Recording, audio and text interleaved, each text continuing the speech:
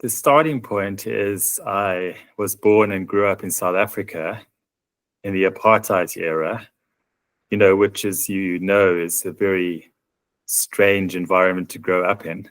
And I was quite privileged as a white person and had a good education. And I was always just very aware I was sort of, the vast majority of South Africans were not sharing or participating in the life that I was leading. And I studied law. And while I was studying law, I came across, there was a professor of criminology in the department who also was a Buddhist called Rob Nairn. And actually, strangely enough, I didn't meet him in the law department. I sort of met him in another context outside the university where he was talking about Carl Jung and meditation. And I was very interested in Carl Jung at that stage. And I went to his talk, and yeah, he was a fantastic speaker. And what he said about Buddhism really spoke to me. At that stage, it wasn't mindfulness, it was Buddhism and the Dharma. But he had a way of communicating that was so alive and experiential and to the point. And from that moment on, my sort of interest in law went down, and my interest in Buddhism and meditation went up. And he became my teacher in South Africa, and I attended a number of retreats with him. And in the early days, we were doing like Vipassana style retreats, which were like insight meditation over 10 days. And so that was how the whole journey started. And then basically, he had a connection with Sammy Ling Tibetan Center in Scotland. And through his connection with Sammy Ling, I eventually finished law. I had to go to the army, which is very unpleasant because there was conscription. And then I actually did 2 years of legal articles. So I became a fully trained attorney, and then just left the country to go to Sammy Ling and didn't go back. I literally didn't go back for 7 years. And my dad is Irish, so I had an Irish passport, so I could just leave South Africa and live in the UK. And so I went straight off to Scotland, studied Tibetan Buddhism, ended up doing a 3-year meditation retreat. And then only after that did I go back to South Africa. Anyway, so that's just like a little intro of how my journey began. And it sounds like this individual, Rob, had quite an effect quite soon and quite quickly. Is that fair? And I'm wondering, was there something about the way he was communicating or teaching that really struck a chord at that time for you? Yeah, I think I realized that I was really interested in the mind, and if I'd had my way again, I probably would have studied psychology. And he had a very psychological way of teaching Buddhism. And yeah, I think a lot of us were carrying a lot of suffering from living in South Africa. It was like this sharply polarized society where we were living in privilege, but so many people were in such suffering. So I think Buddhism addresses suffering, dukkha. And I think in some kind of way, my journey into Buddhism was a journey into understanding what I was carrying in my psyche and the suffering in me and the suffering in the wider society I was part of. That was part of it. And Rob was a great teacher, and he really, really spoke to me. Yeah. Well, I'm interested as well, Choden, then, which you're sort of leaning into already, but was there something that, as you started on that journey, as you said, from South Africa, as you began to explore Buddhism, can you remember any insights or reflections it gave you that maybe helped or opened new ways of thinking about the suffering that seemed to be all around you? I think it gave me insight into how within my own being there was a division or a dividedness in my being, like many of us carry. Like people like Carl Jung talked about the shadow, there's this sort of persona on the shadow. And I was very interested in Jung in the beginning, so too was Rob. So partly I was exploring the shadow in myself, but then I thought about South Africa and the kind of polarization of the white ruling elite, and then the the vast majority of Black people who were outside of the power game. So in a way, my journey into my own dividedness and shadow was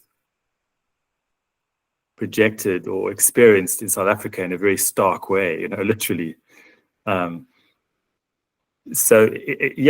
kind of one way of understanding how the Buddhist journey affected how I saw my life in South Africa. Did it give you any particular reflections, again, as you can recall, on how you felt about those that were in power and perpetrating that violence? I suppose it showed me the level of almost paranoia and fear in the white ruling elite, and the unexamined sort of trauma that people were carrying at different levels in the country, And maybe my quest was to sort of come to a wider awareness of what I was carrying in myself and what I was carrying in my being a South African. And I think being in the South African army was quite an experience, because I went there, I had to go, at the end of my law studies. And by that stage, I just was starting to be practicing Buddhism. So it was the last place in the world I wanted to be, South African army.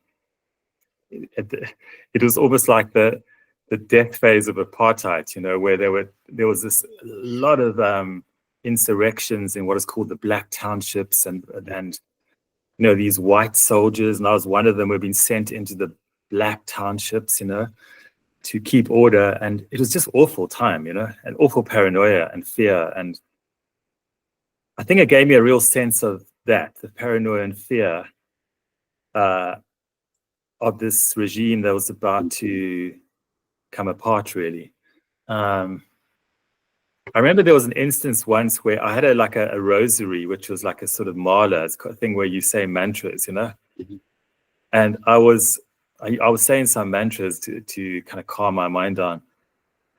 And I remember this corporal saw it, and he said, "What the hell is that thing you're carrying?" He said, "Are you a communist? What is that thing?" It was like everything became bracketed into communism, everything those days that was seen as being other and difficult and not good was branded as part of communism, So after that, though, he left me alone. I think he just kind of avoided me. I just have thoughts and reflections to kind of bounce off of, because you said a number of things that really stand out to me. And one of those is about the idea of connecting to the trauma that is carried as a collective, because it's not like, for instance, in apartheid South Africa, the experience of white South Africans wasn't separate from the experience of Black South Africans.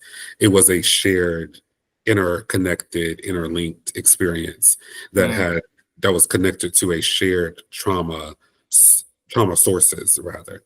And I think, we have the perspective, or we're just interested in conversations about what does it mean to kind of, one, become aware of that, what that process is, to even notice the fact that some ways of how society works, or how you experience the world, come to define yourself, is a part of an inherited story that has trauma sometimes interlinked at its core. And I'm curious to know, when thinking specifically about the process of becoming aware of that trauma, can you recall, or anything that stands out about what that process was like, in terms of, like, to your point, when you mentioned recognizing this kind of duality, this kind of split in yourself? Can you remember any of the things that were kind of coming to mind about what that meant, or even how it felt to come into that awareness? Yeah, I'm just trying to think. Yeah,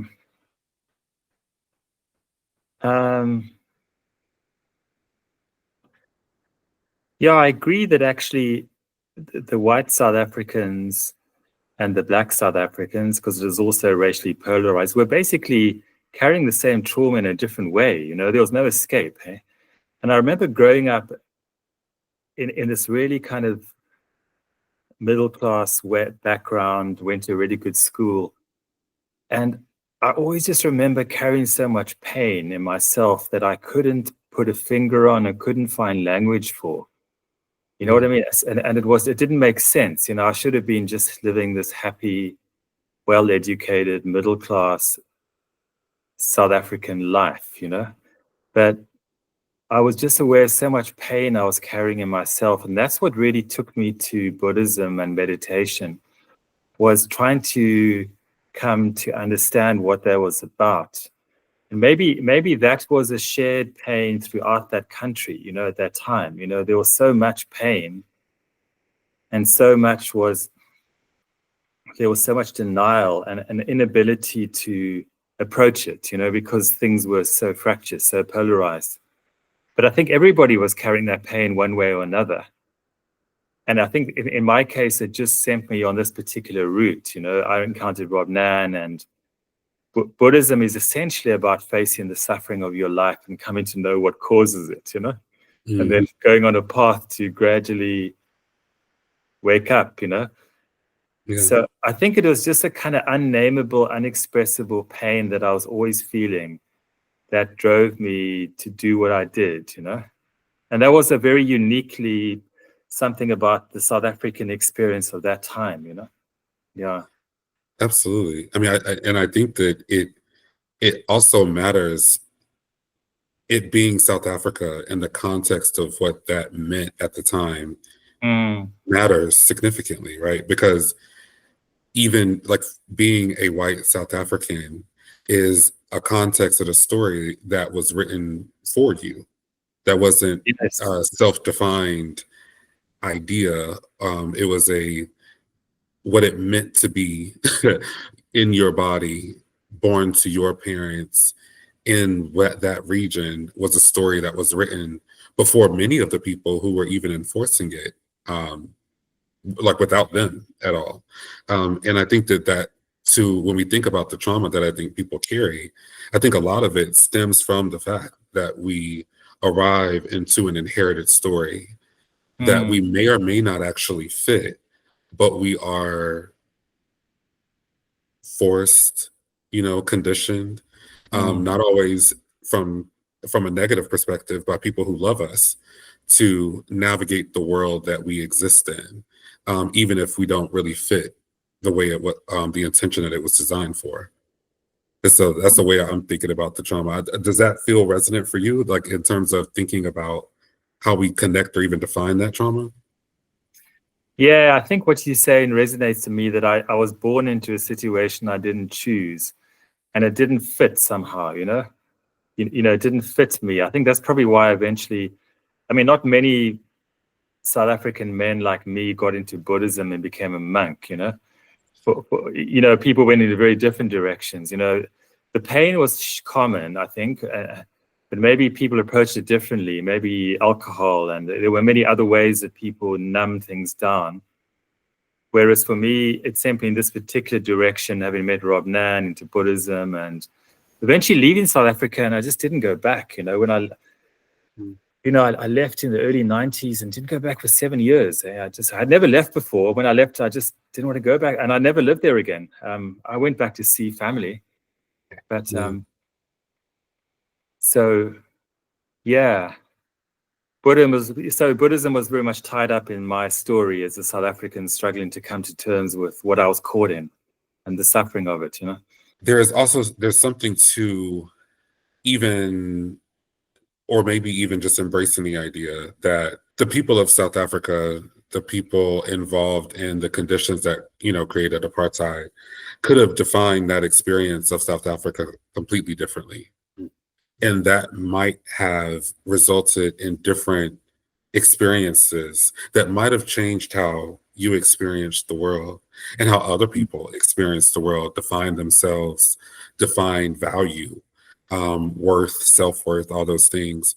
And I think it could have had really lasting impacts on the choices people even felt they had access to in choosing how to navigate the world that they were put in. And I think that I think about this a lot, especially when we think about mindfulness. And because when thinking about the paths that people take and the suffering that people have, sometimes there can be a kind of insinuation that the suffering is immovable, the suffering is inevitable. And though there's some levels of that, is suffering to learn something difficult, is suffering to lose people, things, that's just a part of existing. But then there's also suffering that is engineered by social stories and social systems that are inherited and made up. And so I think that, all of that just kind of bubbles up for me in listening to your story and how your journey into Buddhism kind of, I think, illuminates that really clearly. Yeah, it reminds me of one thing about Buddhism and the Dharma. When they talk about suffering, they say there is suffering you can't do anything about. You know, the Buddha was classically talking about birth, old age, sickness, and death, but there are many other kinds of sufferings you can't do much about. So having the wisdom to recognize that and to accept it with some compassion, but also recognizing that there is a lot of constructed suffering you can do something about, you know, in your own mind and in how society operates. And having the wisdom then to recognize, well, bringing a mindfulness to the suffering that you've constructed, you know, you can actually make a choice here to maybe dismantle that or not feed it, you know? Yeah. But I like this distinction. There's some suffering we can't do anything about, we accept it, but there is definitely a lot of suffering where we add fuel to the fire, and we can do something about that, you know? Well, I mean, I think that leads nicely into, because I mean, you've taken action, you know, right? I think you set up the Mindfulness Association in 2010. Yeah, myself and Rob Nan, that original teacher that I met in South Africa, myself and him, and there was another person from the UK called Heather Regan Addis. We set it up together. Ironically, all three of us were lawyers. I don't know what the karma there was, but we were all lawyers. And we set it up in 2010, yeah. And our particular thing was a compassion-based mindfulness, you know, whereas a lot of the other mindfulness movements were just mindfulness on its own, connected to mindfulness-based stress reduction and mindfulness-based cognitive therapy. Our approach was drawing on Tibetan Buddhism that always focused on compassion. So it was, our USB was a compassion-based mindfulness, you know? Mm. Oh, that's amazing. And when I think people may get that, but why was that distinction really important for you all in starting this initiative and bringing specifically like the emphasis on compassion and mindfulness, to put that together as a distinction from what other people may have been focusing on? I think it's partly because I was schooled in Tibetan Buddhism, which comes out of Mahayana Buddhism, which has a strong compassionate focus, you know, on the bodhisattva ideal. The reason why you do this is to help both yourself and all beings be free of suffering. The bodhisattva ideal underpins the tradition I'm part of. That was one reason. Also, my teacher, Lama Yeshe, was always saying to us, bring in compassion, because mindfulness is helpful, but compassion is what really changes you, you know? Because that was his big message, you know, compassion changes you. Mindfulness is helpful to notice what to focus on, but the self-compassion and compassion for others is what transforms. And that was his message, you know, which we took on board very much.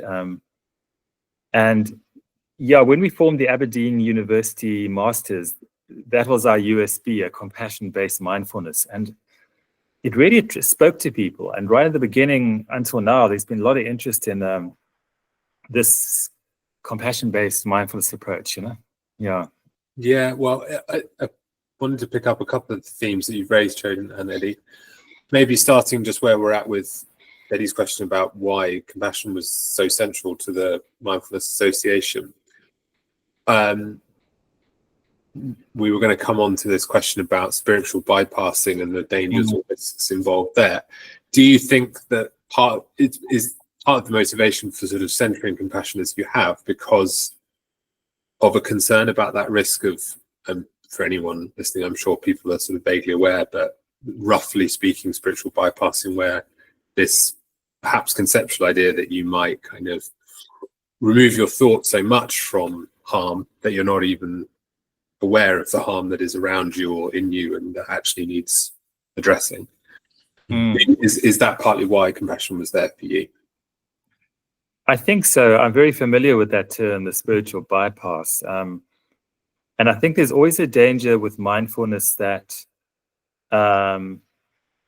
you can, as you say, not feed certain thoughts that might not be helpful, but you can in some ways use mindfulness as a way of subtly suppressing the pain that you carry, mindfulness is a very, very helpful skill, but sometimes mindfulness might end up being a subtle form of suppression where you're very attentive to breathing and, your mind wanders away, you come back to the breathing, but you're subtly avoiding the pain you might carry in your body, that could have a long history. We were talking about trauma, people carry a lot in themselves. And so I think with the compassion, especially the self-compassion, the focus is to be mindful and to come back to the present moment, but come back into your embodied being and really acknowledge what you carry and really bring kindness and compassion to that.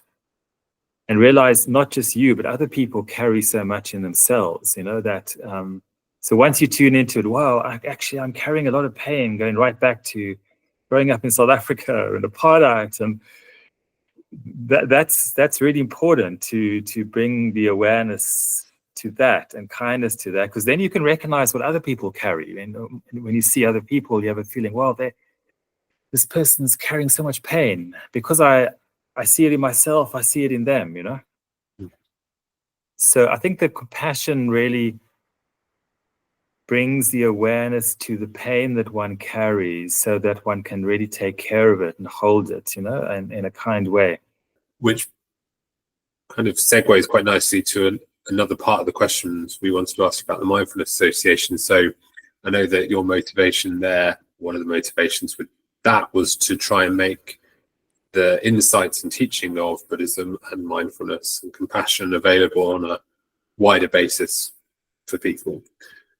What have you learned from trying to do that? And particularly, I guess we're interested in the challenges that come up from trying to take something that does require certain degrees of dedication and time and effort and introspection to make that much more widely dispersed and available to people.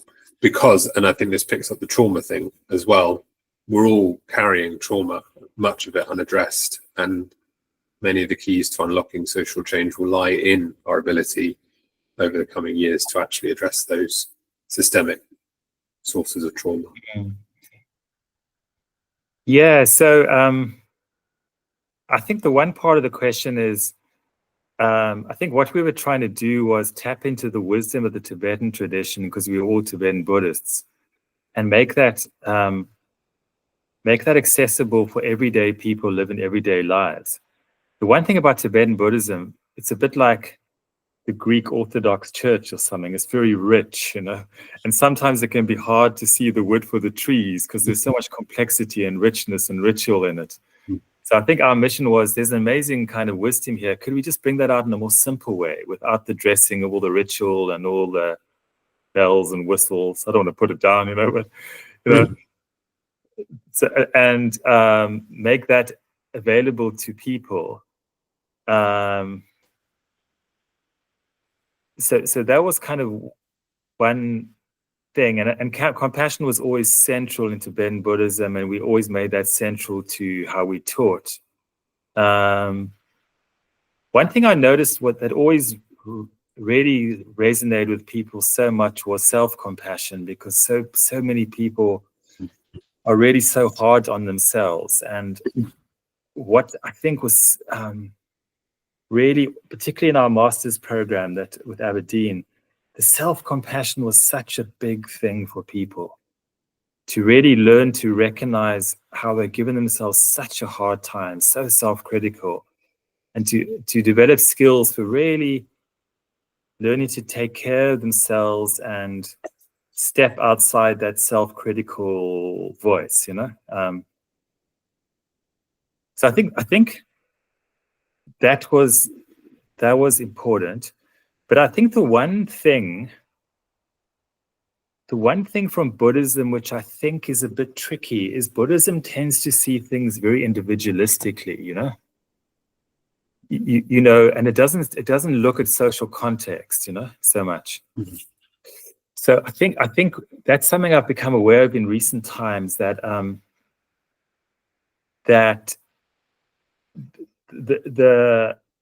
we also need certain insights regarding social context and structure and how that shapes our suffering.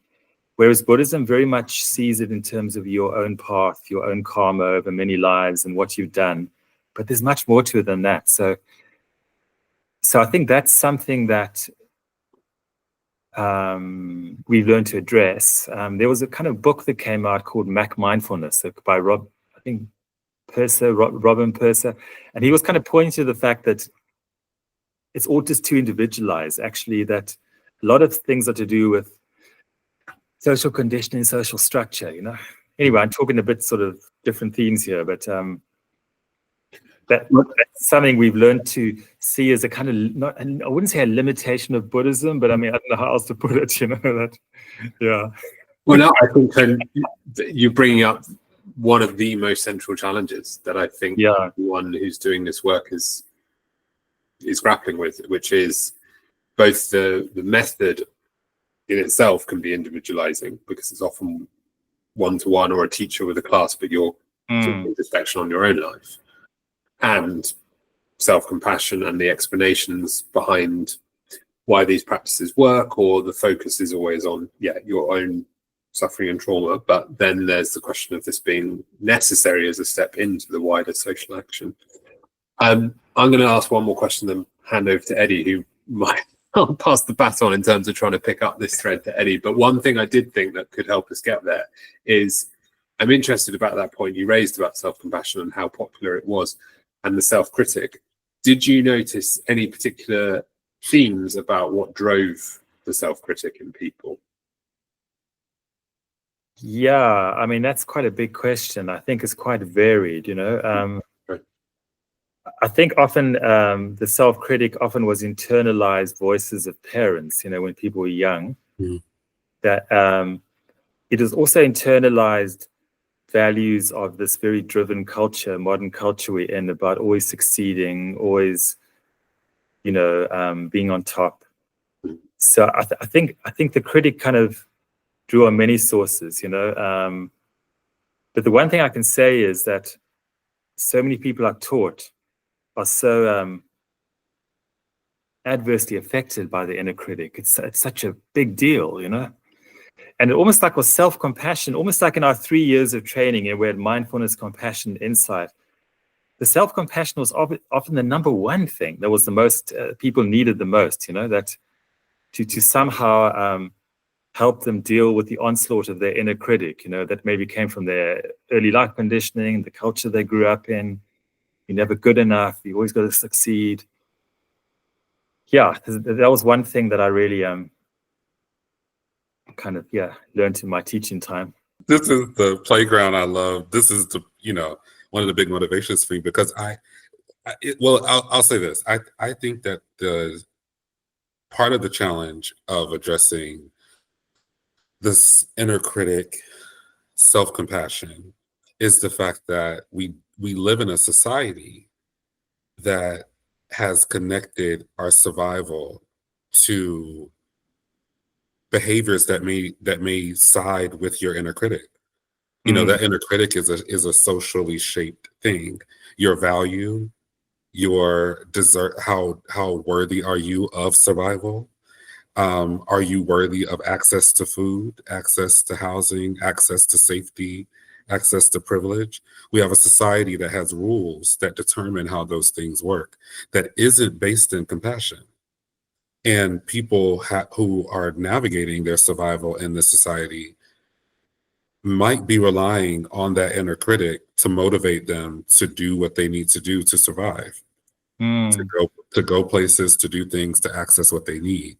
And so sometimes I think it's so difficult for people to separate um, disarm their inner critic, because in some ways their inner critic is also intertwined with their survival instincts Mm, and ways that they've been conditioned to imagine this is how I have to see the world. Because if mm, I don't engage today in society the way my inner critic tells me I need to, if I don't listen to that voice, I may face visceral danger mm, today or tomorrow or in 2 weeks. And mm, so I think that I just think you're spot on to the challenge, and why I think it would come up so often is because I think at the core, that inner critic defines so many of the other things. mm, Is defines so much of the other capacity of for people to even hold that space. And so, so yeah, I wanted to stop there just to get reflections if that's a thing, but I do have more questions, but I don't know to how that resonates, you know. Yeah, that makes total sense, that our sense of survival is so linked up to the inner rhetoric of the critic that we really feel we need it to survive, because we're very much in such a competitive mindset in our culture. You know, um, we don't come from basic compassion as a core value of collaboration and common humanity. That is there as well, but the competitive mindset is much stronger. And I think I know one of my kind of the people I've been very influenced by is Paul Gilbert and his approach. And he very much, I've learned a lot from him in relating to the inner critic.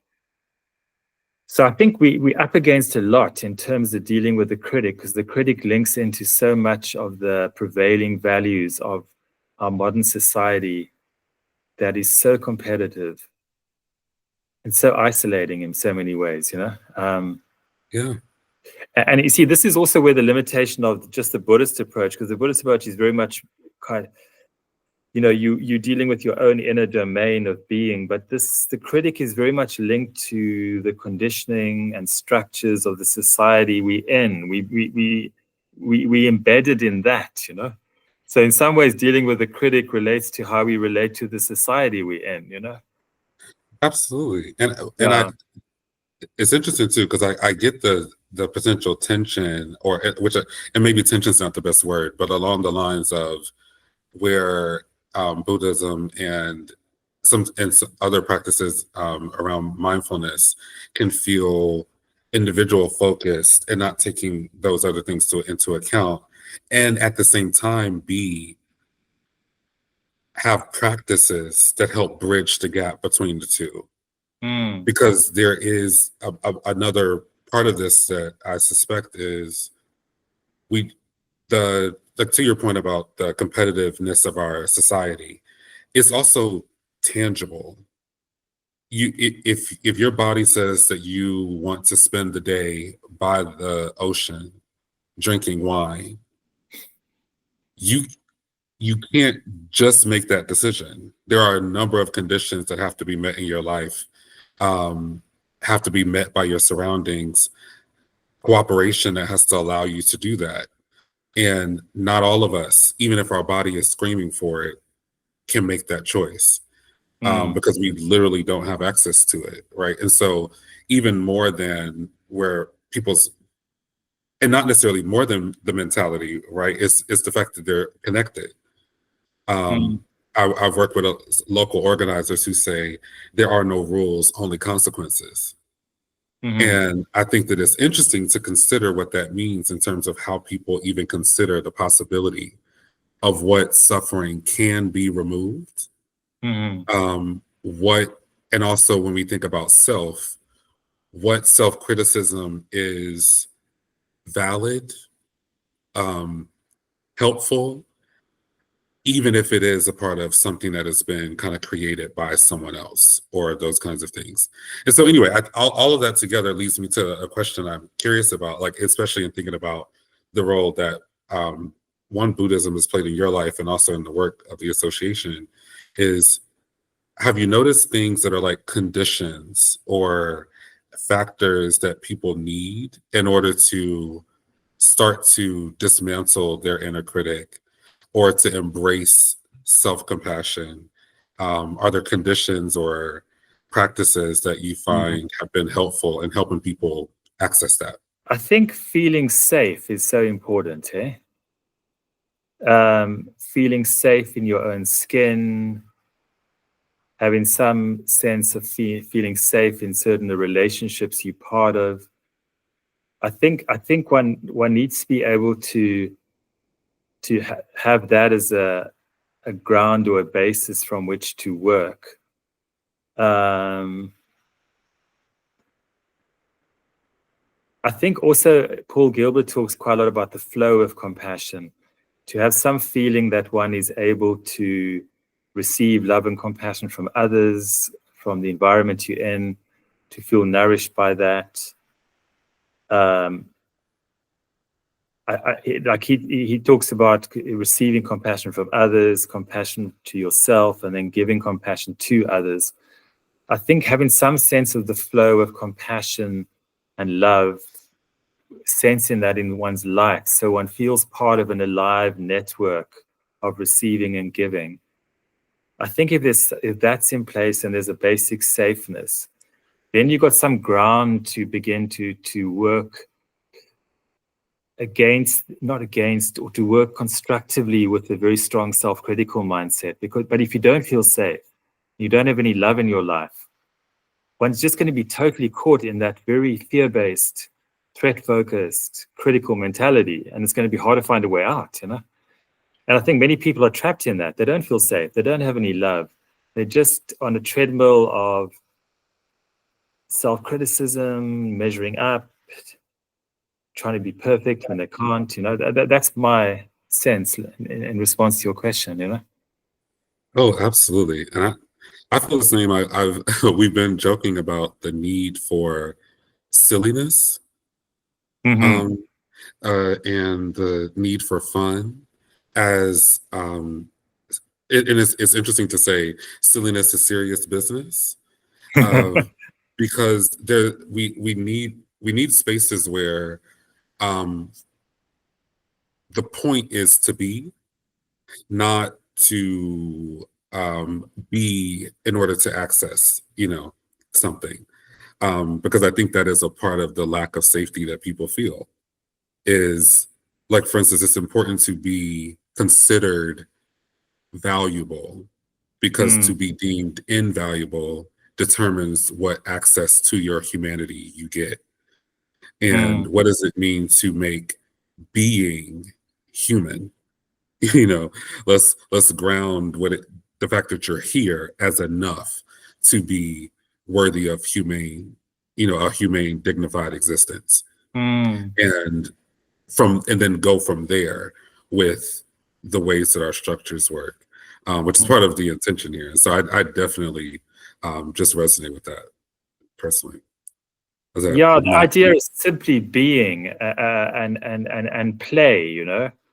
That one can sense a basic value in one's actual being, rather than having to do and achieve.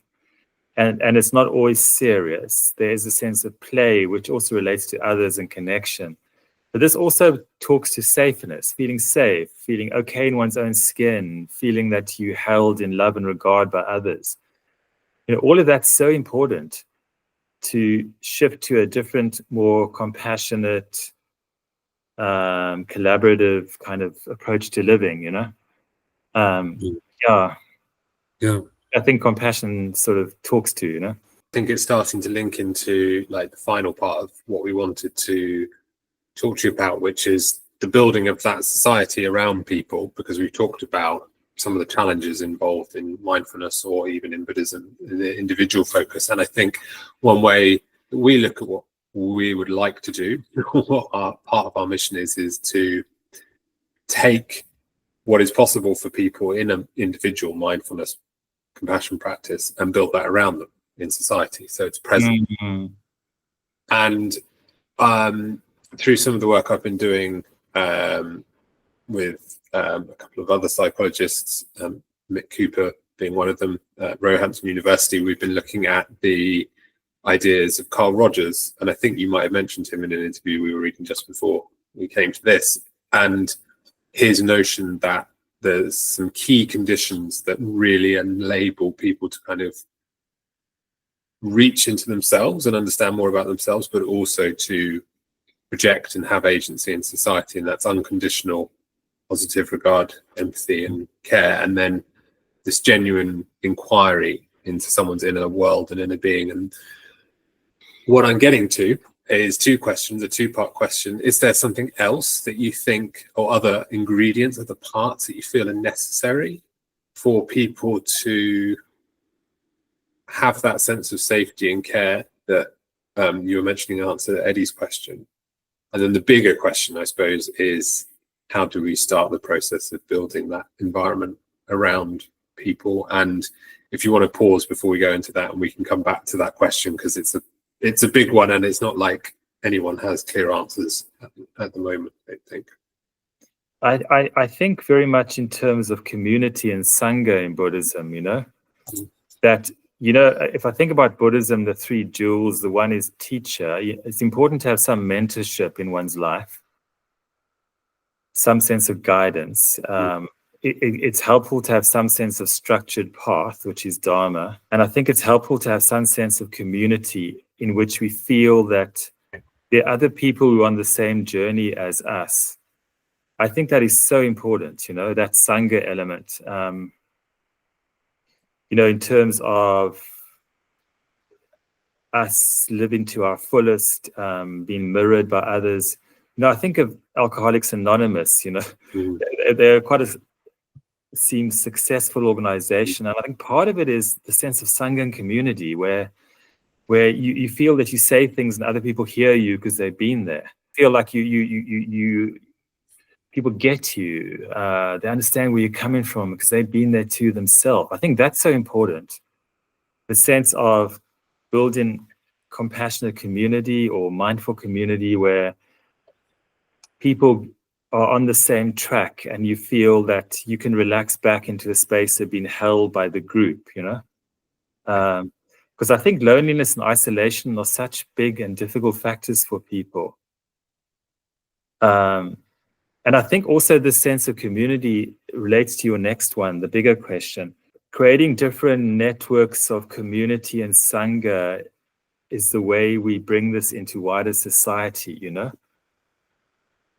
I think that's my sense, and maybe there will be different kinds of community, different kind of networks interweaving in different way, but maybe there'll be certain common values about awareness and compassion for self and others, for the environment, So I think for me, community and Sangha is a core one in terms of that question that you asked, both elements of it. I can see both Eddie and I are nodding along quite strongly, because I think this very much resonates with our feelings and where we're coming from this work. So I'm going to let Eddie come in, because I imagine, Eddie, maybe you want to comment on whatever part of that. But where I went to, particularly in my head, was the notion of the care element of this that is often missing from movements for social change. That part that has to be there, rooted at the beginning. But obviously, you take it where you want to. Oh, I mean, we spend so much time thinking about this together. Absolutely, because I will say that I think it feels in two parts, and I'm also reaching, because I'm remembering the last time we spoke.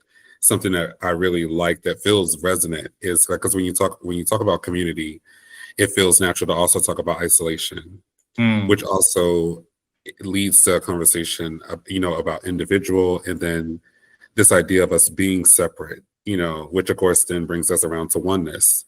And I feel like one of the things that really I found, which we talked about, was the idea of Buddhism asserting that consciousness is the basis of it, of the things, and that related to oneness is a way of kind of feeling connected to that awareness. And I think that there's something there in terms of the care that we provide that is connected to our embrace of the idea of all the social systems that tell us that we're separated, that we're on a shared planet, but the planet is not one thing within a larger one thing, that the planet is a separate thing from us, and we're on it, and we're separate from the trees, and we're separate from the animals, and we're separate from each other. And therefore, self-care isn't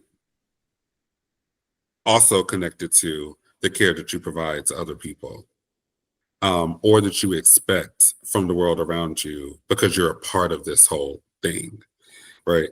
And so I think of us in terms of thinking about care and the care we're trying to provide and trying to do this work, is that we're, and I think this also connects back to where we started in talking about the shared trauma that we have, is I think there's the care that we need to provide is one that makes space for our inherent value, that has nothing to do with the stories that we put on top of it. So that we can care for people how people come, regardless to what your needs are, regardless to what your what calls to you or doesn't, what your abilities are. Our society is such that because of a foundational understanding that everyone is inherently valuable, our systems then care for people as they come, right? In all those ways. And I think that is like what we're trying to create is, how do we get people connected to a sense of self that is based in that idea, which is inseparable from holding that space for other people, in order to really hold it, and then from there deciding what care looks like. Because so long as otherness is a reason not to offer care or not to extend care, it'll be very hard to accept it for yourself, because you will be you're on the other side of other. You are one of the strangers of the world. And so anyway, all that brings up those things for me, but that's definitely something I think that we're thinking about, is that care is, how do you make space for people to hold that, to sit with that. Yeah, there's quite a lot in what you said, Part of what you said points to shunyata, emptiness, which really means the intimate interconnectedness of all of life. That we are fundamentally so closely connected to all living things, and that is a core value in Buddhism, this idea of interconnectedness, that there's much more that connects us than divides us, simply put, in terms of shunyata. And the other point you made about there is an intrinsic value to us, like you put it quite nicely. There's an intrinsic sense of we are valuable in our own right, regardless of what we do or don't do, and that's Buddha nature, So I think if we have that sense of Buddha nature, that we fundamentally, intrinsically have value in and of who we are, and we are so closely interwoven with the rest of life, and there's more that unites and divides. I think if that's a basis for the community as a core value, then you're going in the right direction, as opposed to communities, there's so much is in the direction of polarization. If I think about America and the president of America and the way he operates, so much of it is so polarizing. It's sort of the antithesis of the intrinsic value, the things we're talking about. That if that is a core value of the communities we build, then we go in the right direction, And you express it very nicely, Eddie. Yeah. Well, I'm glad. I also think, and I think that sometimes thinking of it, which I mean, that's what we're hoping to create, and also creating that community. We are also, curious to know if it starts with, how do you take that idea and put it into everyday practices that are into projects if we think about this project as the people involved and the people who benefit as inherently valuable, how do we create rules, for instance, that allow us to do the kind of care that we want to have? I think all the time, we were just talking about this the other day about in the world of politics, can we take a step back from politics as a means, as the kind of, as you mentioned, the kind of power game that people play with each other based on these stories that exist, and step back into the idea that politics is just a way of managing human needs. It's how well are we cooperating and collaborating together to achieve a thing. And when we think in that thing is well-being of the people, the education of the people, the health of the people. And if we think about politics, business, community in that way, care is a necessary component of it, at the core of it. And can we get people to kind of maybe adopt those ideas in those pockets that then create the experience of community? Yeah. So we're still figuring that out, obviously, and we expect for it to be not a journey that has a destination, but has this kind of ever enriching quality that it gets further and further refined, and we can care on deeper and deeper levels. That's the thought. My sense is if one agrees around certain core values, like the intrinsic value of each human being, Buddha nature principle, and one connects to the basic Shunyata principle of all of life is so intimately connected, that we're part of this interconnected fabric called life, and each of these parts of life have intrinsic value.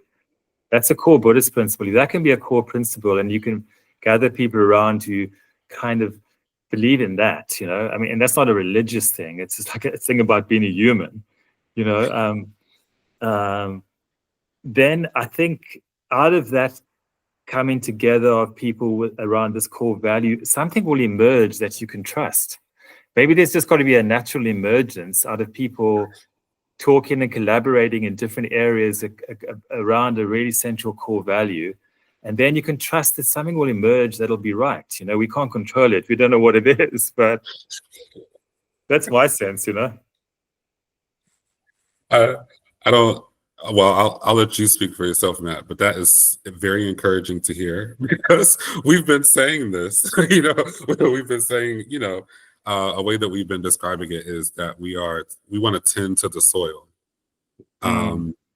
and help tend to what might need to sprout. And that for a long time, it won't look like movement. We won't necessarily see the evidence, but something will emerge, like something will break through the ground.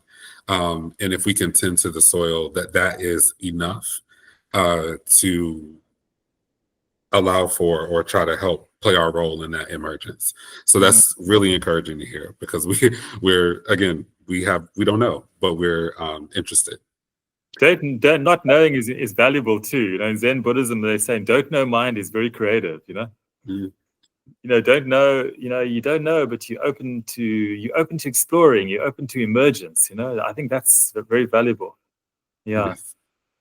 And not something that's very well encouraged, I think, by society. It is, which is kind of part and parcel of the struggle that we're going to have. But yeah, I mean, totally echoing Eddie. Is encouraging and exactly the intention and approach that we have. And I think this point about care is central, that I'm deserving of care, you are deserving of care, the world deserves, or the systems should offer us care, is kind of the steps. And I think I was thinking back over what you've been saying, Choden, about the struggles, or the challenges rather, with mindfulness and Buddhism. And I think that is the link, the chain almost, that we want to build. And we're trying to establish what are the actions we take to build it, and what are the conditions that will help people to build it. But from there, what emerges is absolutely it's reorientating around those understandings in a society which is, in many ways, the systems have drifted so far from it. So bringing the anchor back. I had one last question from me, Choden, and I'll let Eddie have the final question. But I'm interested in because we started out with kind of your journey into Buddhism. And you've touched on throughout some of the things that you've reflected on and learned since then. What has particularly maybe changed for you in your approach or your thinking during this time? What stands out to you since you first met Rob and started on this journey? I think the one thing that has really struck me in recent times, which almost goes back to the beginning of this talk, which I didn't really get at the time when I was in South Africa in the army, you know, doing what I was doing, was how trauma needs to really be acknowledged in the right kind of way. And Buddhism only has some skills for approaching trauma. You know, when I did a 3-year retreat, which was a really intense experience, we were practicing these kind of ancient Tibetan practices. But the elephant in the room was trauma, and the fact that some of these meditation methods weren't able to create the space for people to tap into deep pain and trauma they were carrying. Maybe some of what I did later around self-compassion went in that direction. But I think that is the thing, particularly with some recent writers like Bessel van der Kolk and Gabor Mate, and realizing that that's such a big thing in the practice of meditation that needs skillful addressing. But also the trauma is not just individual. It's like also what we're saying in the beginning of this session was that it's very much linked into the society you're part of. Like me, it's very much linked to growing up in apartheid South Africa. We were all carrying the trauma of that situation. And I think maybe in the early days, I didn't have enough awareness and skill around it. Now, because of the writings of people like Gabor Mate and Bessel van der Kolk, there's more a sense of this is something that really needs to be approached and looked at in the right kind of way. And Buddhism and mindfulness have some of the insights and some of the skills, but not all of them. And there's also a whole thing in mindfulness called trauma-sensitive mindfulness, which is very much to be welcomed. You know, that's a whole reframing of mindfulness. Actually, sometimes mindfulness can actually exacerbate the trauma you carry, not make it better. So the framework or context of a trauma-sensitive approach is so important. Anyway, that's something that's come out in recent times for me as an important thing, you know, in response to your question. Yeah, thanks. Okay, Eddie, do you want to? Yeah. Well, yeah, well, absolutely. I think one of the things is it's interesting too, reflecting on, because I think it's something. I think it's powerful to have have your example of saying, I have a practice that I believe in, I'm committed to, and also there are some limitations in terms of its tools that I think it is such a part of what we need, because we sometimes, in trying to talk about social change, there's this idea of throwing out anything that feels imperfect, that doesn't feel complete, that is, if it's not the answer, then there's something wrong with it, versus the reality of like just humanity is the fact that like our solution is like our interconnectedness is actually what closes the gap.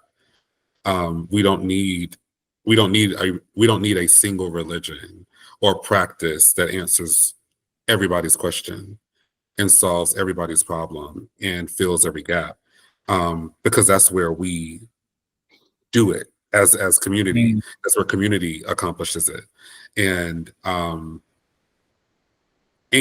where people get because in this world that we're wanting to create, we're not really wanting to create a singular identity and a singular experience. It's a plurality that we're really trying to make space for. where people's well-being and what people need to be well doesn't have to be seen as some kind of zero-sum game in comparison to everyone else's. That's the scarcity we're trying to take people out of. That kind of fuels that kind of debate, which I think is a big part of what I feel like we're experiencing around the world, but specifically in the US.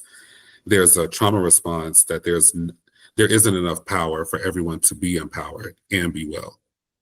And so some people have to have it, and have it in excess of other people, right? But with all that said, and I know we're wrapping up. What this makes me think of in reflecting on all these things, and is where is hope sitting for you today? Like, as you look at where we are, as you look at the conversation of creating world change, building a compassionate society, and it could be a specific thing or even a practice that is like where you ground your hope, your momentum, the things that keep you going and optimistic about what may be coming, even if that's how you contextualize or think about this. But yeah, where is it at? Yeah, no, it's a good question. I think for me, the hope always comes back to Buddha nature, which is the intrinsic goodness or the intrinsic value of each one of us that lies at the core of our being, no matter what we have done or not done. You see, so that for me is the seed of hope. And for me, the seed of suffering in Buddhism and also trauma all comes down to disconnection. Maybe a lot of trauma really comes down to how disconnection happens early in life. And then maybe the hope is that if we can find some way to anchor in our intrinsic goodness and wellness, that we can build networks of connection with others and with the parts of ourselves that healing can naturally flow because we have that intrinsic wellness. And what we need to do is just come to understand how we got separated from it in ourselves and in our early life and in our social structures. Because once you see the disconnection, then you see the possibility of reconnection, So a lot of compassion is about like a reconnection, and a reaching out. And so the hope comes for me from these two areas, the intrinsic goodness, or seeing the disconnection that has happened, and the movement to reconnect, which is always possible in any moment, Yes, absolutely. Reconnection is definitely a big theme, especially when it's I loved what it insinuates, because it's not gone or missing. It's just disconnected, and last thing I'll leave with is I reference a lot Daniel Kahneman's Thinking Fast and Slow, and the fact that our brain is pulling from the same energy pool at its source. So complex problems, physical activity, all still pull from the same place. And I keep thinking about when we think about this and as it relates to trauma, that in systems that generate traumatic experience for us so consistently, even the kind of ticking of the clock as it relates to, have you earned enough to eat today or pay your bills in 2 weeks or whatever, like that kind of consistent kind of hum of the trauma of our society. I think it takes energy away from our ability to connect to that story of intrinsic inherent value. And the more that we can see the way that our systems, which is again another way of just referring to how we cooperate and how we work together, that our systems are creating that experience, I think that it will, to your point, create the ability for us to reconnect with an idea of, yeah, I should be, my inherent value should reflect in a society that cares for me, will allow us to see ways of creating that possibility by illuminating all of those things. So again, I've learned so much in the conversation today, and I just appreciate your time. But yeah. Yeah, thank you, Eddie, and thank you, Matt. It's great to be part of this conversation. Oh, it's absolutely wonderful, Choden, as expected. Yeah, so wonderful. Thank you. And well, we'll try and continue to borrow more of your time to help provide the insights and foundations for this work. But thank you for all you're doing already, and thank you for sharing wisdom today. It's wonderful.